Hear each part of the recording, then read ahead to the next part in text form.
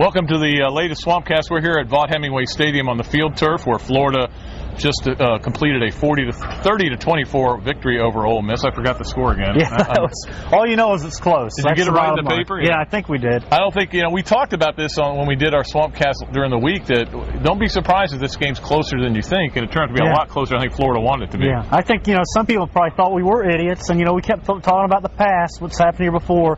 Players on this team, coaches said, doesn't really matter, there's a new team, but you get in a game like this, the other team starts feeding off the energy, and lo and behold, there you are in the fourth quarter, hanging on for dear life. Yeah, it was almost more like last year than last week. Last year, this was the modus operandi for this team. It was a carbon copy of last year. They never looked great, they did just enough to get by, and then they hung on to win a close game, and they move on.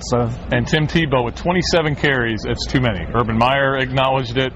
Tim Tebow didn't acknowledge it. He wanted the ball more. But, at the same time, Robbie, when you're sitting there, you've got to get a first down to win the game. Yeah. Who do you want to carry the ball? And like Coach Meyer said, priority one, win the game and then take care of your players. The only way to win the game was to put it in this kid's hands, and he delivered for him. I mean, it was a big-time performance by a guy whose legend's growing by the week now. It's like I wrote in my column, they wiped out the fine line between too much and not enough. It was obliterated, but the legend does continue to grow, and Ole Miss fans were trying to grab him after the game. They wanted a piece of him. I mean, he was amazing. Broke the school's record for quarterback yards on a rushing quarterback. That Larry Rentz, one of our heroes. And he blew it away, too. Yeah. No defense for Larry Rentz. The thing that's amazing, after the game he said, I feel fine, I'm not sore or anything. So the kid can take punishment, deal it out. But you can't keep doing that with this kid because it's going to wear on him. And, you get injury prone when you start getting worn down like that physically during a long season. And for all of the talk about all the playmakers Florida has, they didn't use them today. I think Jared Faison didn't touch the ball. Cornelius Ingram got it once. And Riley Cooper's out with an injury. Riley Cooper out with an injury. And Bubba Caldwell, they've missed those two guys. They didn't have as many options, and it showed they really leaned on Harvin in the first half, then Tebow in the second, and got out with a win somehow. And I think a lot of teams are going to do what this team did, which is play two deep safeties. And you saw Tennessee did a little bit of that as well, but Florida showed they can go deep in that game against in the second game of the year, and teams are going to try to take that away from them. People can obviously throw, And you got a feel for Florida's secondary now. You got these young cornerbacks, and they were exposed again, but they were because there was no pass rush again.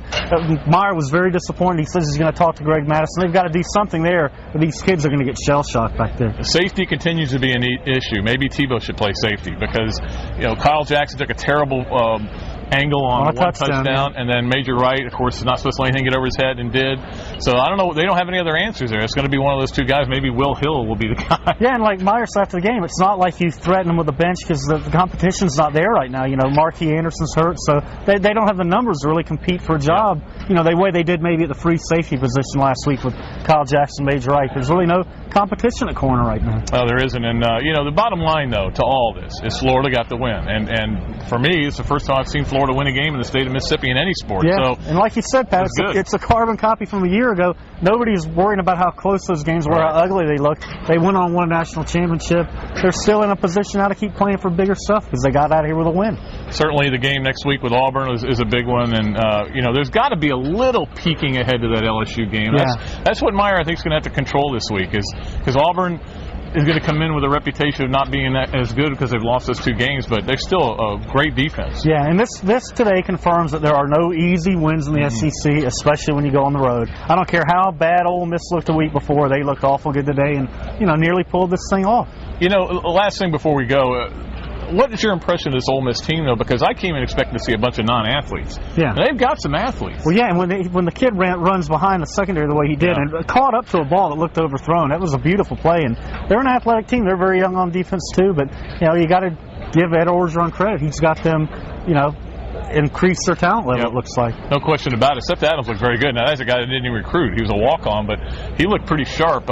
We'll see what happens. Again, the bottom line, Florida got the win. They won in Mississippi, where they had trouble in the past, as we know, 3 straight losses, and now they go on to the next week. That's all that matters. So that's going to do it for today's Swampcast, live from Oxford, Mississippi.